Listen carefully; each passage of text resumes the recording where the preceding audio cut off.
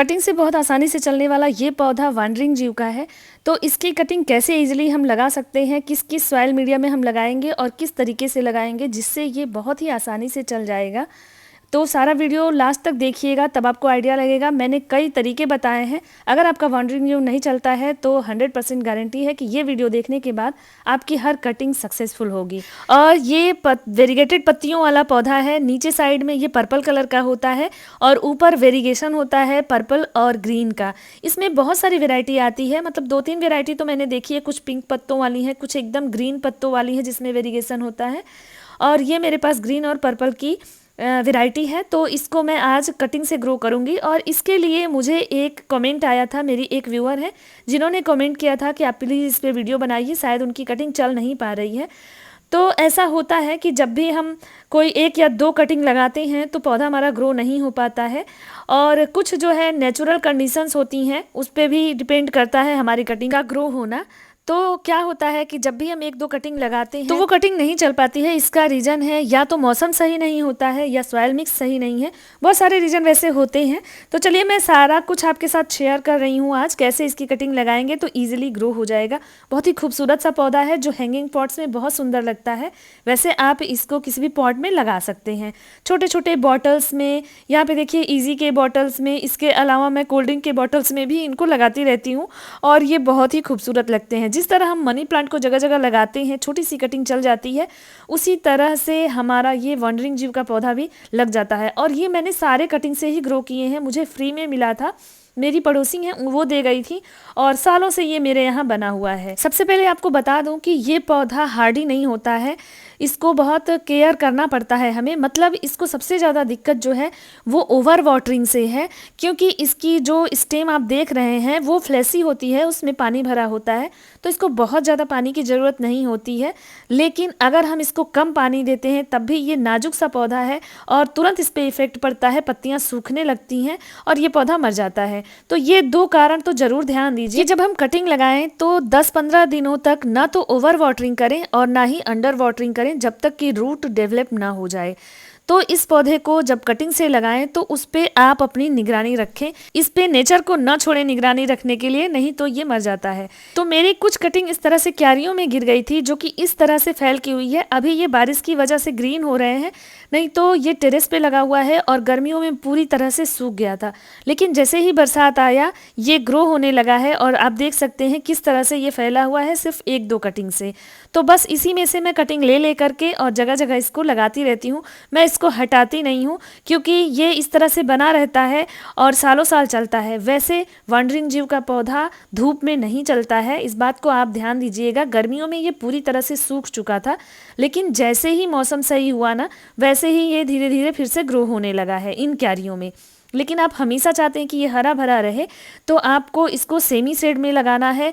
बंद कमरे में नहीं लगा सकते हैं, लेकिन हाँ अगर कोई खिड़की खुली है आपके घर में तो वहाँ पे इसको आप रख सकते हैं। वहाँ से छन के धूप आएगी, प्रकाश आएगा, तो ये पौधा चलता रहता है सालों साल। इसके अलावा खुली जगह पे इसको लगाइए जहाँ 1-2 घंटे की धूप ये बर्दाश्त कर लेगा, लेकिन ज़्यादा धूप ये बर्दाश्त नहीं कर पाता है। तो एक तो ये रीज़न होता है कि ये सेमी शेड का पौधा है और इसको धूप में ना लगाइए। तो कटिंग को जब आप लगाएंगे तो चलिए सारी सावधानियां बताऊंगी। सॉइल मिक्स कैसे बनाएंगे और कैसे कटिंग पे ध्यान देंगे जिससे कि आपकी कटिंग 3-4 दिन में ही आपको समझ में आ जाएगी कि ग्रो हो चुकी है। लेकिन आपको उस टाइम में भी उस पे से ध्यान नहीं हटाना है, कम से कम 10 से 15 दिनों तक। तो यहाँ पे मैं कुछ कटिंग ले रही हूँ जो कि आपके साथ मैं भी लगा लूंगी और आपको आइडिया भी लग जाएगा। तो देखिए मैं यहाँ पे टिप की कटिंग ले रही हूँ। वैसे कहीं से भी कटिंग ले लीजिए, कोई प्रॉब्लम नहीं है।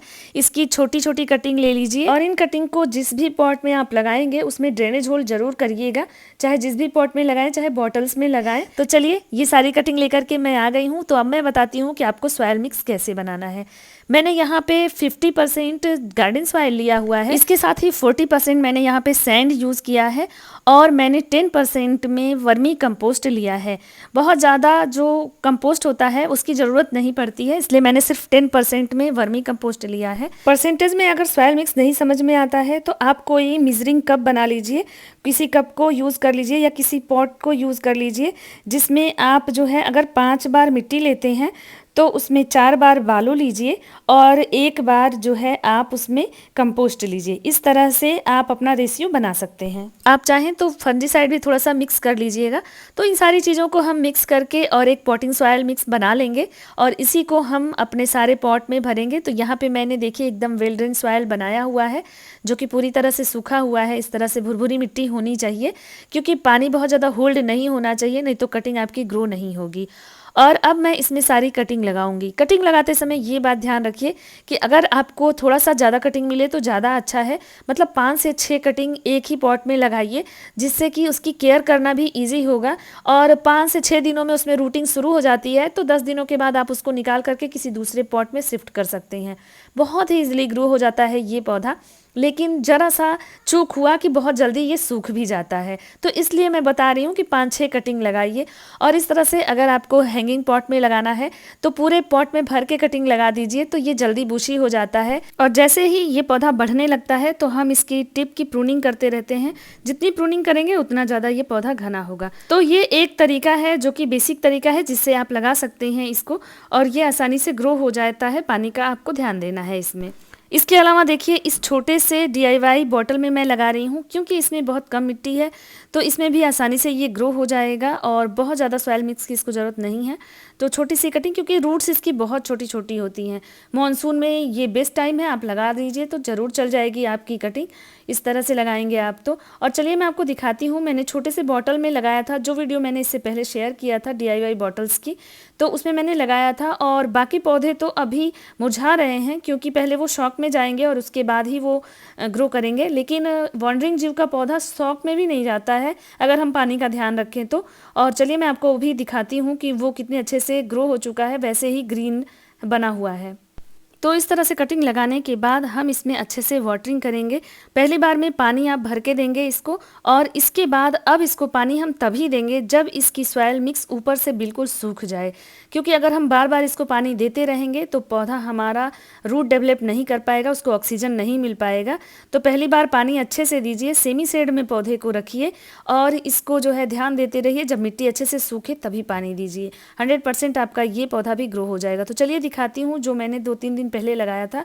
तो इस तरह से आप देखिए कि मेरे कुछ पौधे ग्रीन दिख रहे हैं, लेकिन देखिए बोट लिली का पौधा एकदम ही शौक में चला गया है। मुश्किल से 3 या 4 दिन हुए हैं इनको लगाए हुए, लेकिन कुछ पौधे ग्रो कर रहे हैं जिसमें वॉन्डरिंग जीव भी है। देखिए आप, इसके पत्ते एकदम ग्रीन हैं और ये एकदम अच्छे से चल रहे हैं। और अगर इसको निकाल करके हम 5 से 6 दिन के बाद देखेंगे तो इसमें रूट्स बन जाएंगी। बहुत तेज़ी से ग्रो होता है, और जब एक बार रूट डेवलप हो जाती हैं तो फिर ये पौधा बढ़ता ही चला जाता है, जंगल बन जाता है आपके यहाँ। तो चलिए अब आपको लास्ट तरीका बताती हूँ जिसमें आपकी कटिंग एकदम ग्रो हो जाएगी इस मानसून में। इस तरह से आपके यहाँ कोई स्टेब्लिश प्लांट हो बड़ा सा, जो कि आप किसी पॉट में लगा रखे हों, तो उसमें से यहाँ वीड आ गई है तो इसको मैं हटा लेती हूँ पहले। मानसून में अक्सर गमलों में ऐसे 10-15 दिन में वीड्स आ ही जाती हैं।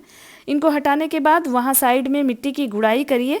किसी बड़े पौधे के नीचे गमले में इसको लगाना है हमें, तो इसकी मिट्टी को इस तरह से लूज़ कर लीजिए। और इसके बाद हम इस वॉन्डरिंग जीव को इस गमले में इस कटिंग को लगाएंगे, क्योंकि किसी पॉट में अगर कोई पौधा अच्छे से ग्रो कर रहा है तो उसके नीचे अगर हम ये कटिंग लगा देते हैं तो बहुत तेज़ी से भी ग्रो होगा और कटिंग के मरने का चांस बहुत कम हो जाता है। ये 100% चल ही जाते हैं, क्योंकि इसमें हम पानी का भी ध्यान देते हैं और यहाँ पे सॉइल मिक्स भी अच्छे से स्टेबल हो चुकी होती है पौधे के हिसाब से, और पौधा भी हमारा स्टेबल रहता है, जो सहारा भी देता है एक तरह से, धूप से, छाए से, हर चीज़ से बचाता है।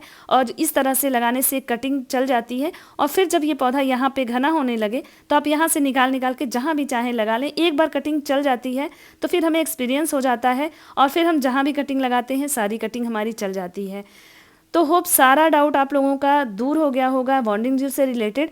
अगर कोई डाउट फिर भी रह गया है तो आप कमेंट करिएगा, मैं आपके कमेंट का ज़रूर रिप्लाई करूँगी। और अगर ज़्यादा प्रॉब्लम हुई तो मैं उस पर एक वीडियो भी बना दूँगी।